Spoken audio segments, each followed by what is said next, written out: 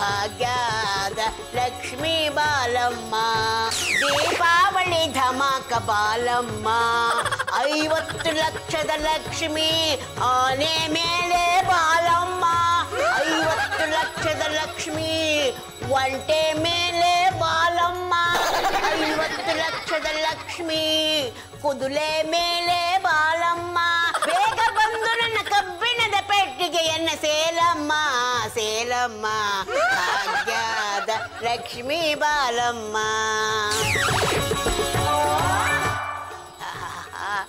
ಲಕ್ಷ್ಮಿ ನಿನ್ನಮ್ಮನೇ ಲೇ ಪಲ್ಲು ಮೆಣಸಿನ್ಕಾಯಿ ಉಪ್ಪು ತಗೊಂಡ್ ಬಾಲೆ ಚಟ್ನಿ ಮಾಡ್ತೀಯಮ್ಮ? ಹಾ ನಿನ್ನ ಚಟ್ನಿ ಮಾಡ್ತೀನಿ ದೃಷ್ಟಿ ತೆಗಿಬೇಕು ತಗೊಂಡ್ ಬಾಲೆ ಪ್ರೈಸ್ ಬರೋ ಕೂಪನ್ಗೆ ದೃಷ್ಟಿ ತೆಗಿಬೇಕಾ 50 ಲಕ್ಷ ರೂಪಾಯಿ ಬಹುಮಾನ ಬರುತ್ತೆ ಬೇಗ ತಗೊಂಡ್ ಬಾಲೆ ತಂದ್ಯಾ ನೀವು ಹೋಗ್ ನಾಯಿ ಕಣ್ಣು ನಲಿ ಕಣ್ಣು ಕಾಯ ಕಣ್ಣು ಗೂಬೆ ಕಣ್ಣು ಮನುಷ್ಯರ ಕಣ್ಣು ದೇವದ ಕಣ್ಣು ಯಾರ ಕಣ್ಣು ತಗಲ್ದೇ ಇರಲಿ ಈ ಕೂಪನ್ಗೆ ಬಹುಮಾನ ಬರಲಿ 50 ಲಕ್ಷ ನನಗೇ ಬರಲಿ ಬಾಲೆ ಇಲ್ಲಿ ಏನಮ್ಮ ಇದನ್ನ ತಗೊಂಡು ಹೋಗಿ ಬಕೆಟ್ ನೀರಲ್ಲಿ ಮುಳುಗಿಸ್ಬಿಡು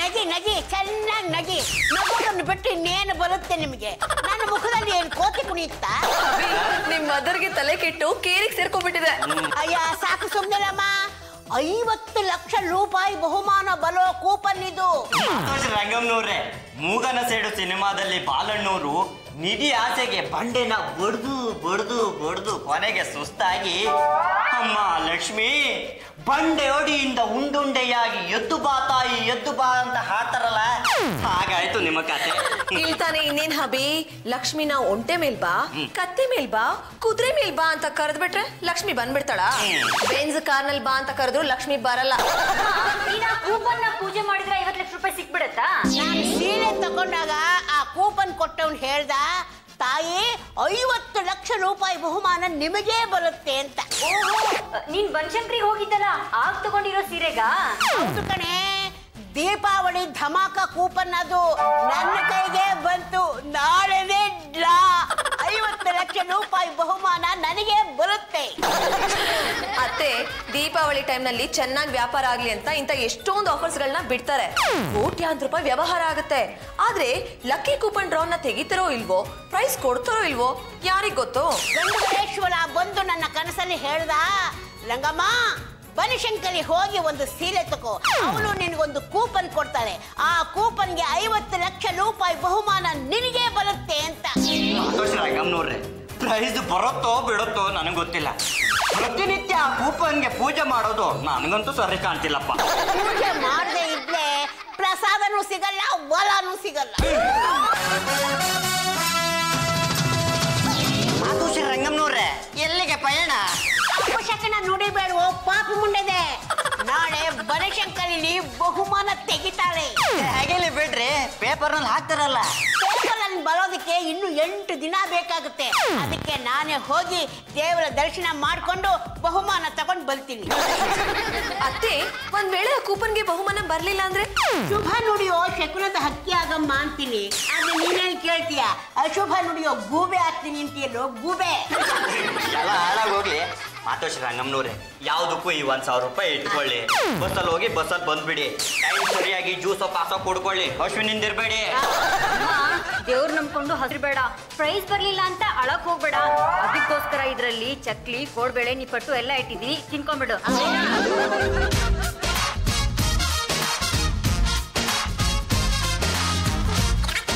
ಅತ್ತೆ ಕೂಪನ್ ಬಹುಮಾನದ ಮೇಲೆ ನನಗ್ ನಂಬಿಕೆ ಇಲ್ಲ ಬಹುಮಾನ ಬರ್ಲಿಲ್ಲ ಅಂತ ನೀವ್ ಹ್ಯಾಪ್ ಮೋರೆ ಹಾಕೊಂಡ್ ಬರ್ತೀರಾ ಆ ಹಳ್ಸೋಗಿರೋ ಫೇಸ್ಗೆ ಆರ್ತಿ ಎತ್ತೋದಕ್ಕೆ ನನಗಿಷ್ಟ ಇಲ್ಲ ಅದಕ್ಕೆ ನೀವ್ ಖುಷಿಯಾಗಿರುವಾಗ್ಲೇ ಆರ್ತಿ ಎತ್ತು ಬಿಡ್ತೀನಿ ಎಲ್ಲರೂ ಸೇರ್ಕೊಂಡು ನನ್ನ ಆಡ್ಕೊಂಡು ನಗುತ್ತಾ ಇದ್ದೀರ ಗಂಡುಗಲೇಶ್ವರ ಹೇಳಿದಾನೆ ನನಗೆ ಬಹುಮಾನ ಬಂದೇ ಬರುತ್ತೆ ಅಂತ ನೀವು ಬನಶಂಕರಿಗೆ ಹೋಗೋ ಗ್ಯಾರಂಟಿನಾ ಹೋಗ್ತೀನಿ ಬಹುಮಾನ ತಂದೆ ತಲ್ತೀನಿ ಬಹುಮಾನ ಬಂದ ಮೇಲೆ ನೀವು ಯಾರು ನನಗೆ ಮುಖ ತೋರಿಸ್ಕೂಡ್ದು ಒಂದು ನಯಾ ಪೈಸಾ ಕೇಳ್ಕೂಡ್ದು ಯಾರು ನಿಮ್ಮ ಹತ್ರ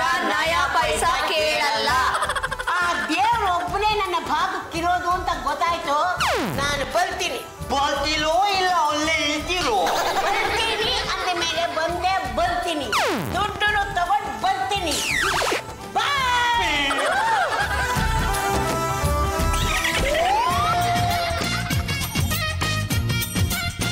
ಹಬಿ, ಅತ್ತೆಯವ್ರು ಹೋಗಿ 15 ಡೇಸ್ ಆಯ್ತು. ಇನ್ ಕಾಯೋದ್ರಲ್ಲಿ ಅರ್ಥನೇ ಇಲ್ಲ. ಆದಷ್ಟು ಬೇಗ ಮುಂದಿನ ಕಾರ್ಯಗಳನ್ನೆಲ್ಲ ಮುಗಿಸ್ಬೇಡಿ. ಅದು ಮಾತು ಮುಂದೆ ಅರ್ಥ ಬೇಡ್ವೇನ್ರಿ? ಹಬಿ ಕೂಲ್. ಕರೆಕ್ಟ್ ಟೈಮ್ಗೆ ಶಾಸ್ತ್ರ ಮಾಡಿ ಪಿಂಡ ಇಡ್ಲಿಲ್ಲ ಅಂದ್ರೆ ಕಾಗೇನು ಬರಲ್ಲ. ಅಂತರ್ಪಿಶಾಚಿಯಾಗಿ ನನ್ನ ರೂಮ್ ಸುತ್ತಾನೆ ಮೊಮ್ಮಗು ಬೇಕು ಅಂತ ಸುತ್ತುತ್ತಾ ಇರ್ತಾರೆ. ಅವ್ರು ಎಲ್ಲಿ ಹೋಗಿದಾರೋ ಏನ್ ಕತೆನೋ ನಂಬರ್ ಕೂಡ ಇಲ್ವೇ? ಅಣ್ಣಯ್ಯ, ಅಮ್ಮಂಗೊಂದು ಮೊಬೈಲ್ ಕೊಡ್ಸಿದ್ರೆ ಈಗ ಕಾಂಟ್ಯಾಕ್ಟ್ ಮಾಡ್ಬೋದಾಗಿತ್ತು ತಾನೆ? ಅದು ಪಪ್ಪಂಗೆ ಫೋನ್ ಮಾಡಿ ಮಾಡಿ ಮಾಡಿ ಮಾಡಿ ಕರೆನ್ಸಿ ವೇಸ್ಟ್ ಮಾಡ್ತಾರೆ ಅಂತ ಕೊಡ್ಲಿಲ್ಲಮ್ಮ. ಇದು ಬಂದಿದ್ಯೋ ಏನೋ?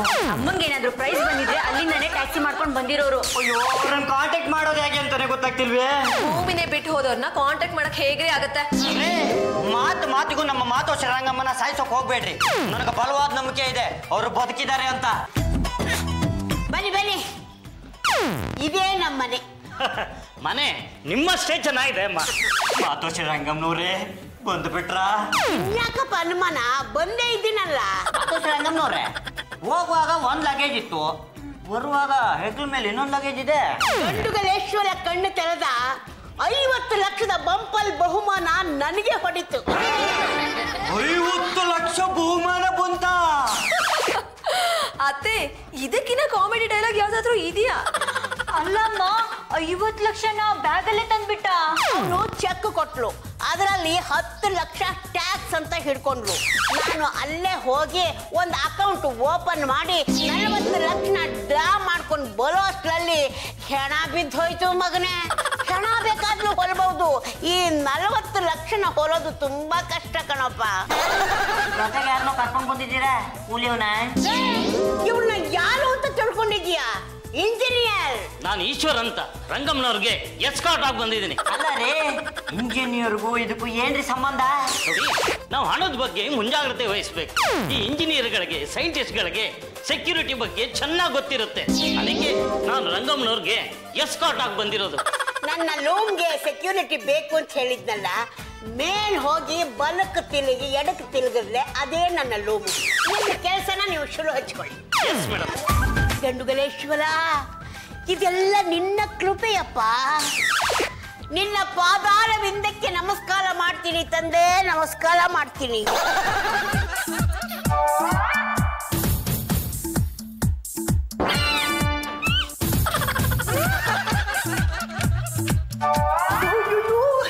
ವಾಟ್ ಅಭಿ? ಎಲ್ಲ ಒರಿಜಿನಲ್ ನೋಟು ಕಂಡ್ರಿ, 1000 ರೂಪಾಯಿ ಬಂಡ್ಲು. ಆ ಗರ್ಗರೆ ನೋಟಿನ ಪರಿಮಳ ಬೆಣ್ಣೆಲ್ ಕಾಸಿದ ತುಪ್ಪ ತರ ಮೂಗಿಗೆ ಬಡಿತಾ ಇದೆ.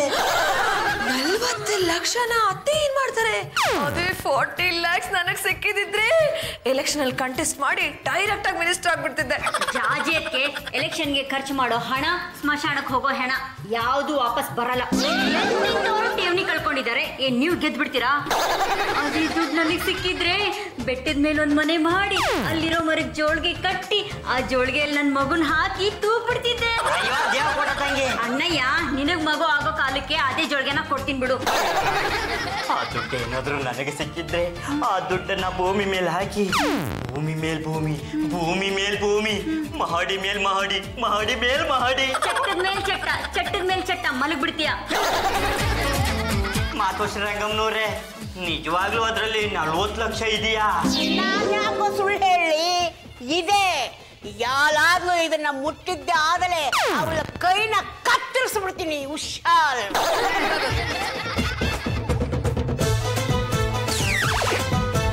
ಎಲ್ಲ ರೆಡಿನಾ? ಹಾ, ಸೆಕ್ಯೂರಿಟಿ ಮಿಷನ್ ರೆಡಿ ಇದೆ ನೋಡಿ. ತಗೊಳ್ಳಿ 10,000 ರೂಪಾಯಿ. ಸಾಕಾ? ಹಾ, ಥ್ಯಾಂಕ್ ಯು ಮೇಡಮ್. ಏನಾದರೂ ತೊಂದರೆ ಇದ್ರೆ ಹೇಳಿ, ನಾನು ಅಟೆಂಡ್ ಮಾಡ್ತೀನಿ. ಬರ್ತೀನಿ. ಅಮ್ಮಂಗೆ ಈ ವಯಸ್ಸಲ್ಲಿ ದುಡ್ಡು ಹಾಕ್ಬೇಕು. ಏನೋ ದಿನಕ್ಕೆ 1 ಲೋಟ ಹಾಲು, 1 ಹಣ್ಣು, ಅಷ್ಟ್ ಬಿಟ್ರೆ ಇನ್ನೇನ್ ಖರ್ಚಿರತ್ತೆ? ನೋಡಮ್ಮ ದೇವ್ರ ಕೊಟ್ಟ ತಂಗಿ, ಇದನ್ನೆಲ್ಲ ಆಮೇಲೆ ಮಾತಾಡೋಣ. ನಮ್ಮ ಮಾತೋಶ್ರೀ ರಂಗಮ್ಮನವ್ರು ಏನು ಮಾಡ್ತಿದ್ದಾರೆ ಅಂತ ಸ್ವಲ್ಪ ನೋಡ್ಕೊಂಡ್ ಬರ್ತೀಯಾ? ಲಕ್ಷ್ಮಿ,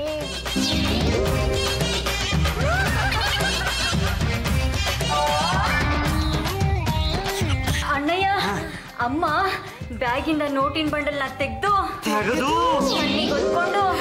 ಹೊತ್ಕೊಂಡು ಅದೇ ಬ್ಯಾಗಲ್ಲಿ ಇಡ್ತಾ ಇದ್ದಾರೆ. ಅಲ್ಲಿ ಕನ್ಫರ್ಮ್ ಆಯ್ತು ನಮ್ಮ ಮಾತೋಶ್ರಂಗಮ್ಮ ಯಾರಿಗೂ ನಯ ಪೈಸಾ ಕೊಡಲ್ಲ ಅಂತ. ನಿಮ್ಮ ಅದರ್ಗೆ ಕೌಂಟಿಂಗೇ ಬರಲ್ಲ. ಅದ್ ಹೇಗ್ರಿ ಗೊತ್ತಾಯ್ತು? ನಾನೇ ಎಷ್ಟೊಂದ್ಸಲ ಕೇಳಿದೀನಿ. 10 ಮಗ್ಗಿನೇ ಬರಲ್ಲ. ಅತ್ತೆನ ಯಾಮಾರಿಸಿ ಯಾರಾದ್ರೂ ಆ ದುಡ್ಡನ್ನ ಲಪ್ಟಾಯಿಸ್ಕೊಂಡು ಹೋಗ್ತಾರೆ. ಅದಕ್ಕೆ ಆದಷ್ಟು ಆ ದುಡ್ಡನ್ನ ನೀವೇ ಟೇಕ್ ಕೇರ್ ಮಾಡೋದು ತುಂಬಾ ಒಳ್ಳೇದು. ಯಾವತ್ತಿದ್ರು ಅದು ನಮ್ಮ ಮನೆ ದುಡ್ಡು, ಅಲ್ಲೇ ಇಟ್ಕೊಳ್ಳಿ ಬಿಡ್ರಿ. ಹಾಬಿ ಯಾವತ್ತೋ ಬಂದ್ರೆ ಏನ್ರಿ ಪ್ರಯೋಜನ? ನೆಕ್ಸ್ಟ್ ಇಯರ್ ಎಲೆಕ್ಷನ್ ಹತ್ರ ಬರ್ತಾ ಇದೆ. ಆ ಟೈಮ್ ನಲ್ಲಿ ನನ್ನ ಹತ್ರ ಮನೆ ಇದ್ರೆ ಗೆಲ್ಬೋದಲ್ವಾ? ನಾನು ಯಾವತ್ತೂ ನಯ ಪೈಸಾ ಕೇಳಲ್ಲ ಅಂತ ಹೇಳ್ಬಿಟ್ಟಿದ್ದೀನಲ್ಲ. ಅಟ್ಲೀಸ್ಟ್ ಒಂದೊಂದ್ ಬಂಡ್ಲು ತಗೊಂಡ್ ಬನ್ರಿ. 3 ಲಕ್ಷ ಕೈಯಲ್ಲಿದ್ರೆ ಏನಾದ್ರೂ ಮಾಡಬಹುದು. ಹೇಗ್ರಿ ತಗೊಳ್ಳೋದು? ಅತ್ತೆಯವ್ರ ದೇವಸ್ಥಾನಕ್ಕೆ ಹೋದ್ರೆ ಏನಿಲ್ಲ ಅಂದ್ರೂ ಬರೋದಕ್ಕೆ 2 hours ಆಗುತ್ತೆ. ಅಷ್ಟ್ರಲ್ಲಿ ನೀವು ಮೆಲ್ಲಗೆ ಒಳಗಡೆ ಹೋಗಿ ಕೆಲಸ ಮುಗಿಸ್ಕೊಂಡು ಬಂದ್ಬಿಡಿ. ಹೌದು ಅಣ್ಣಯ್ಯ, ಅಮ್ಮ ದೇವಸ್ಥಾನಕ್ಕೆ ಹೋಗ್ಬೇಕಾದ್ರೆ ರೂಮ್ ಬಾಗ್ಲು ಹಾಕಲ್ಲ. ಅಲ್ಲ, ಸ್ವಂತ ಮನೆಯಲ್ಲಿ ಸ್ವಂತ ತಾಯಿ ದುಡ್ಡನ್ನ ಮಗ ಕದಿಯೋದು ಅವಮಾನ ಅಲ್ವಾ? ನಾನೇನ್ ಎಲ್ಲ ತಗೊಳ್ಳಿ ಅಂತ ಹೇಳ್ತಾ ಇದೀನ? ಪ್ರಸಾದ ಅಂತ ದಿನ ಸ್ವಲ್ಪ ತಗೊಂಡ್ರೆ ಆಯ್ತಪ್ಪ. ಆದ್ರೆ ತಾಯಿ ದುಡ್ಡನ್ನ ಮಗ ಕದಿಯೋದು ನಮ್ಮ ಗಂಡು ಗೊಲಿ ವಂಶಕ್ಕೆ ಅವಮಾನ. ಅಯ್ಯೋ ನಿಮ್ ಗಲಿ ಗಲಿ ಅದು ಗೊಲಿ ಗೊಲಿ ಅಲ್ಲ ಕಣ್ರಿ, ಗಂಡು ಗಲಿ. ಆ ವಂಶನ ನಾನು ನೋಡಿಲ್ವಾ? ಒಡವೆಗಳನ್ನ ಕದೀತಾ ಇದ್ರಂತೆ, ತಲೆಗಳನ್ನ ತೆಗಿತಾ ಇದ್ರಂತೆ. ಅಂತದ್ರಲ್ಲಿ ದುಡ್ಡನ್ನ ಎಗರಿಸೋದ್ ಯಾವ ಮಹಾ? ಹೋಗಿ 3 ಜನಕ್ಕೂ ಒಂದೊಂದ್ ಬಂಡಲ್ನ ತಗೊಂಡ್ ಬನ್ನಿ. ನೀನೇನು ಕಾದಿದ್ಯೋ? ಮಾತುಶ್ರೀ ರಂಗಮ್ ನೋಡ್ರೆ, ನೀವೇ ನಿಲ್ಲಿ ಎಲ್ಲೋ ಹೋದಂಗಾಯ್ತು. ತಟ್ಟೆಗೆ ಹಾಕೋದಕ್ಕೆ ಚಿಲ್ಲಲೆ ಮರೆತಿದ್ದೆ, ಅದನ್ನ ತಗೊಂಡು ಹೋಗೋಣ ಅಂತ ಬಂದೆ.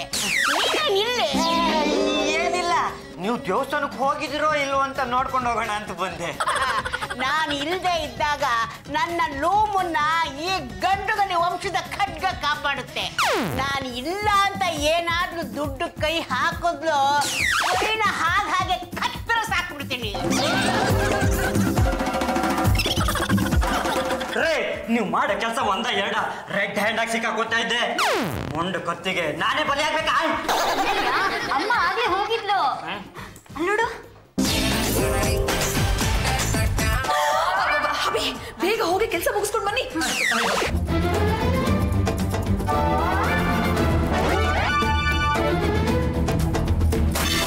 ಅಲ್ಲಿ ಇನ್ನೂ ಬರ್ಲೇ ಇಲ್ವಲ್ಲ? 40 lakhs ತಗೊಂಡು ಆ ಕಾಮೇಶ್ವರಿ ಮನೆಗೆ ಹೋಗ್ಬಿಟ್ರು ಏನು? ಅಯ್ಯೋ ಬನ್ನಿ ನೋಡೋಣ. ಅಣ್ಣಯ್ಯ ಅಣ್ಣಯ್ಯ ಅಣ್ಣಯ್ಯ, ಅದಕ್ಕೆ ಮೂರ್ಛೆ ಹೋಗ್ಬಿಟ್ಟಿದ್ದಾನೆ ಅನ್ಸತ್ತೆ. ಹಬಿ ಹಬಿ, ಎಲ್ಲೋ ಗ್ಯಾಸ್ ಲೀಕ್ ಆಗಿದೆ ಅನ್ಸುತ್ತೆ, ಸ್ಮೆಲ್ ಬರ್ತಾ ಇದೆ. ಅದಕ್ಕೆ ಅಣ್ಣನ ಮೊದಲು ಕೆಳಗೆ ಕರ್ಕೊಂಡು ಹೋಗ್ಬಿಡೋಣ, ಅಮ್ಮ ಬಂದ್ರೆ ಕಷ್ಟ ಆಗ್ಬಿಡುತ್ತೆ. ಅಣ್ಣಯ್ಯ ಸ್ವಲ್ಪ ನೀರು ಕುಡಿ, ಸರಿ ಹೋಗುತ್ತೆ. ವಿಷಯದ ಗಾಳಿ ಅನ್ಸುತ್ತೆ, ಬೇಡ ಹೋಗೇ ಬಿಡೋದು. ನನ್ನ ಲೂಮಿಗೆ ಯಾರಾದ್ರೂ ಬಂದಿದ್ದ? ಅಲ್ಲೂ ಅದೇನು ಅಂತ ಕೇಳಿ ಹೋಗೆ. ಯಾರು ಇಲ್ವಲ್ಲ ಅಮ್ಮ, ಯಾಕೆ? ಗೊತ್ತಾಗುತ್ತೆ ಕಣೆ. ಹಾಗೆ ನಾನು ಇಲ್ತಾ ಇದ್ದಾಗ ಯಾರಾದ್ರೂ ಬಂದ್ರೆ ಸೆನ್ಸಾರ್ ಆನ್ ಆಗುತ್ತೆ. ಸ್ಮೆಲ್ ಇನ್ನು ಬರ್ತಾ ಇದೆ. ಆ ಸೆನ್ಸರ್ ಎಲ್ಲಿದೆ? ಅದು ಅಲ್ಲಿ. ಅಮ್ಮ ಏನಿದೆಲ್ಲ? ಆ ಇಂಜಿನಿಯರ್ ಬಂದಿದ್ದಲ್ಲ ಈಶ್ವರ್, ಅವನ ಕೈಲಿ ಇದನ್ನೆಲ್ಲ ಮಾಡಿಸಿರೋದು. ನಾನು ಇಲ್ದಾಗ ಯಾರಾದ್ರೂ ದುಡ್ಡು ಕದಿಯೋದಕ್ಕೆ ನನ್ನ ರೂಮಿಗೆ ಬಂದ್ರೆ ಸೆನ್ಸಾರ್ ಆನ್ ಆಗುತ್ತೆ, ಹೊಗೆ ಉದ್ಭವವಾಗುತ್ತೆ. ಆ ಹೊಗೆಗೆ ಜ್ಞಾನ ತಪ್ಪಿ ಬೀಳ್ತಾರೆ. ತಕ್ಷಣ ನೀರು ಕುಡಿಸಲಿಲ್ಲ ಅಂದ್ರೆ ನೇಗದು ಬಿದ್ದು ಹೋಗ್ತಾನೆ. ಅಣ್ಣಯ್ಯ ಏನು ಎತ್ತ ಅಂತ ಏನು ಕೇಳ್ಬೇಡ, ಈ ಮಗ್ಗಲ್ಲಿರೋ ನೀರು ಪೂರ್ತಿ ಕುಡಿಬೇಕು. ಯಾಕಮ್ಮ? ಇಲ್ಲಾಂದ್ರೆ ನೀನ್ ಸತ್ತೋಗ್ಬಿಡ್ತೀಯಾ?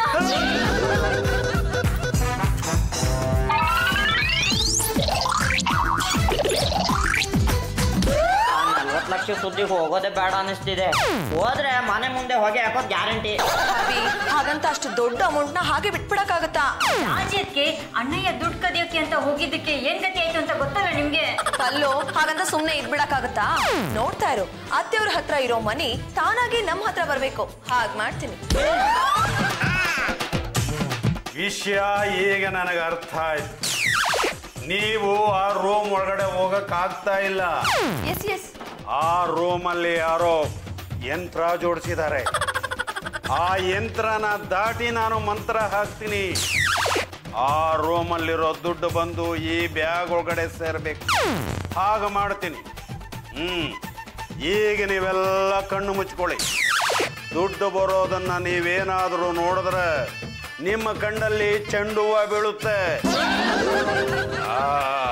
ಲಕ್ಷ್ಮಿ, ಆ ರೂಮಿಂದ ಬಂದು ಈ ಬ್ಯಾಗ್ ಒಳಗಡೆ ಸೇರ್ಕೋ.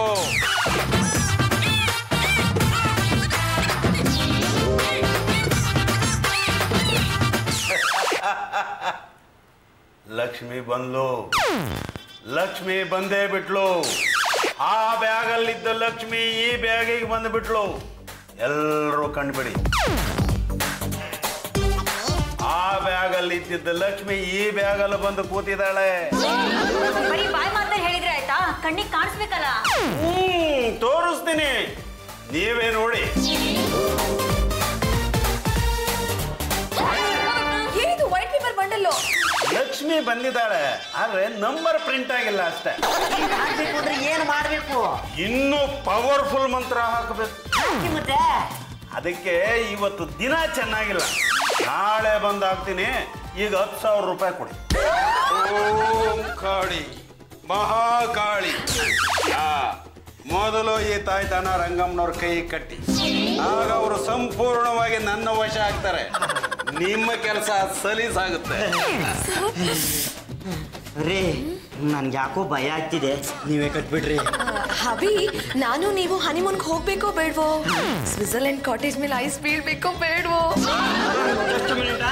ಮಾತೋಶ್ರೀ ರಂಗಮ್ಮ, ಒಂದ್ ನಿಮಿಷ ಬಾ ಅಮ್ಮ. ಏನೋ ಮಗನೇ? ಮಾತೋಶ್ರೀ ರಂಗಮ್ಮ, ನಿಮ್ಮ ದುಡ್ಡು ಗಿಡ್ಡು ಯಾರಿಗೂ ಬೇಡ, ನಿಮ್ಗೆ ಒಳ್ಳೇದಾಗ್ಲಿ ಅಂತ ತಾಯ್ತ ತಂದಿದ್ದೀನಿ, ಕೊಟ್ಟಿಸ್ಕೊಳ್ಳಿ.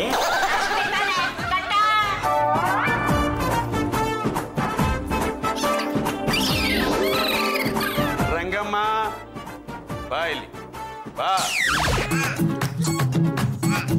ಕೂತ್ಕೋ ರಂಗಮ್ಮ, ಕೂತ್ಕೋ. ಹಾಗೆ ಕೈ ಮುಗಿ. ಈಗ ನಾನು ಕೇಳಿದ್ದಕ್ಕೆ ಸರಿಯಾಗಿ ಉತ್ತರ ಕೊಡಬೇಕು. ಈಗ ನಿನ್ನ ಹತ್ರ ಎಷ್ಟು ದುಡ್ಡಿದೆ? 40 ಲಕ್ಷ ಇದೆ. ಆ ದುಡ್ಡನ್ನ ಏನ್ ಮಾಡಬೇಕು ಅನ್ಕೊಂಡಿದ್ಯಾ? ನಿನ್ ತಲೆ ಮೇಲೆ ಸುರಿಬೇಕು ಅಂತಿದ್ದೀನಿ.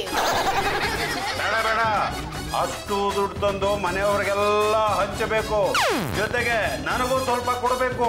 ಇಲ್ಲ, ನಾನು ಕೊಡಲ್ಲ. ನೀನ್ ಕೊಡೋದಿಲ್ಲ ಅಂದ್ರೆ ನಾನು ಬಿಡೋದಿಲ್ಲ.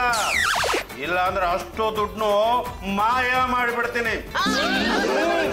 ಹೇಳು, ಹೋಗು, ಅಷ್ಟು ದುಡ್ಡು ತಗೊಂಡು ಬಾ.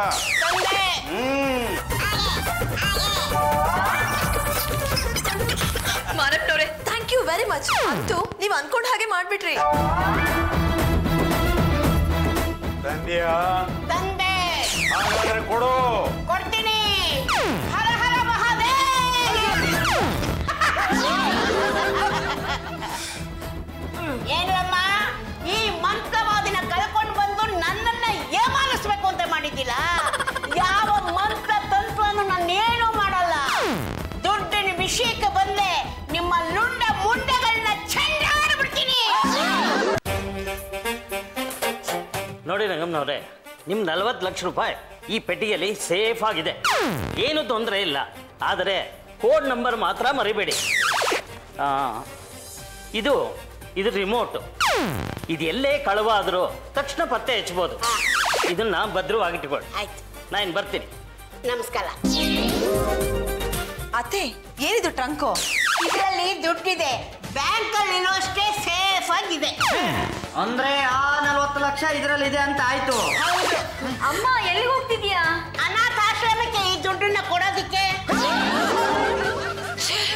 ಮೈ ಗಾಡ್, ಹಬಿ, ಈ 40 ಲಕ್ಷ ರೂಪಾಯಿ ಏನಾದ್ರೂ ಅನಾಥಾಶ್ರಮದ ಪಾಲಾದ್ರೆ ನಮ್ಮ ಕೈಗೆ ಸಿಗೋ ಚಿಪ್ಪೆ. ಹೀಗೆ ಮಾಡಿದ್ರೆ ಹೇಗೆ? ಹೀಗೆ. Okay okay.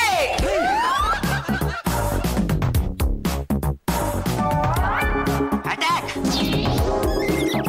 ಕಳ್ಳರು ಕಳ್ಳರು ಕಳ್ಳರು ಕಳ್ಳರು ಅಯ್ಯೋ, ಹೋಯ್ತೆ.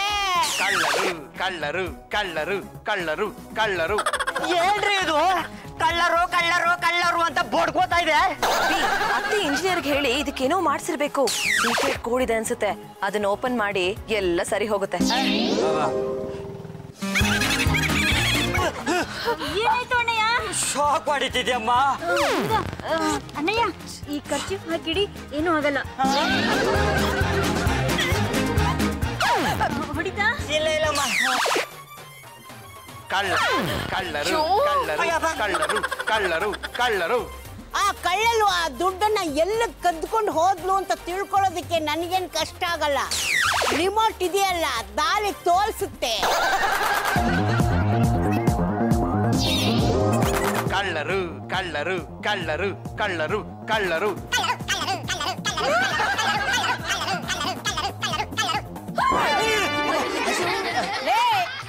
ಮನೆಯವಳಾಗೆ ನೀವೇ ದುಡ್ಡನ್ನ ಕದಿತಾ ಇದ್ದೀರಲ್ಲ, ನಿಮಗೇನ್ ಬಂದಿದ್ವಿ ದೊಡ್ಡ ರೋಗ? ರಂಗಮ್ಮನವ್ರೆ, ದಯವಿಟ್ಟು ನನ್ನ ಕ್ಷಮಿಸ್ಬಿಡಿ. ಇಂಥ ಕೆಲ್ಸಗಳೆಲ್ಲ ನನಗಿಷ್ಟ ಇಲ್ಲ ಅಂತ ನಿಮ್ಗೂ ಗೊತ್ತು ತಾನೆ. ಇದು ಕುಮ್ಮ ಕೊಟ್ಟಿರೋದು ನಿಮ್ ಸೊಸೆನೆ. ಅತ್ತೆ ಯು ಸಿ ಸ್ವಲ್ಪ ಮನೆ ಬೇಕಾಗಿತ್ತು, ಅದಕ್ಕಷ್ಟೇ. ಅವತ್ತು ನೀವು 3 ಜನ ಏನ್ ಹೇಳಿದ್ಲಿ? ನೀವು ತರೋ ದುಡ್ಡಲ್ಲಿ ನಮಗೊಂದು ನಯಾ ಪೈಸನು ಬೇಡ ಅಂತ ಬೊಗಳಿದ್ಲಲ್ಲ, ಇವತ್ತು ಅದೇ ದುಡ್ಡನ್ನ ಕದಿಯೋದಕ್ಕೆ ಬಂದಿದ್ದಿರಲ್ಲ. ನಿಮ್ಮ ಜನ್ಮಕ್ಕೆ ಅದು ಇದು ಇದು ಅದು ಏನು ಆಗೋಲ್ವಾ? ಅಕಸ್ಮಾತ್ ಆಗಿ ಆ ದೇವ್ರು ದುಡ್ಡು ಕೊಟ್ಟಿದ್ದಾನೆ, ಅದ್ರಲ್ಲಿ ನಮಗೂ ಸ್ವಲ್ಪ ಯಾಕೆ ಕೊಡಬಾರ್ದು? ಬೆವರು ಸುರಿಸಿ ದುಡಿಬೇಕಮ್ಮ. ಲಾಟ್ಲಿ ದುಡ್ಡನ್ನ ನಂಬ್ಕೊಂಡ್ಲೆ ಹಾಳಾಗಿ ಹೋಗ್ತೀವಿ. ಅದಕ್ಕೆ ಈ ದುಡ್ಡನ್ನ ಅನಾಥಾಶ್ರಮಕ್ಕೆ ತಗೊಂಡು ಹೋಗಿ ನಿಮ್ಮ ಅಪ್ಪನ ಹೆಸರಿನಲ್ಲಿ ಕಟ್ಟಿಬಿಡ್ತೀವಿ. ರಂಗಮ್ಮನವ್ರೆ, ಕಟ್ಟೋದು ಹೇಗೂ ಕಟ್ತೀರಿ, ನಮಗೂ ಸ್ವಲ್ಪ ಕಟ್ಬಿಡಿ. ಹೌದು ಅತ್ತೆ, ಪ್ಲೀಸ್ ಅತ್ತೆ, ಒಂದೊಂದ್ ಬಂಡ್ಲು ಕೊಟ್ರು ಸಾಕು. ಅಯ್ಯೋ ಪಾಪ, ಏನು ಇಷ್ಟೊಂದು ಕೇಳ್ಕೊತಾ ಇದ್ದಿಲ್ಲಲ್ಲ ಅಂತ ನಿಮ್ಮ 3 ಜನಕ್ಕೂ ಒಂದೊಂದು ಕವಲನ್ನ ಕೊಡ್ತೀನಿ. ಇದನ್ನ ಅನಾಥಾಶ್ರಮಕ್ಕೆ ಕೊಟ್ಬಿಡ್ತೀನಿ.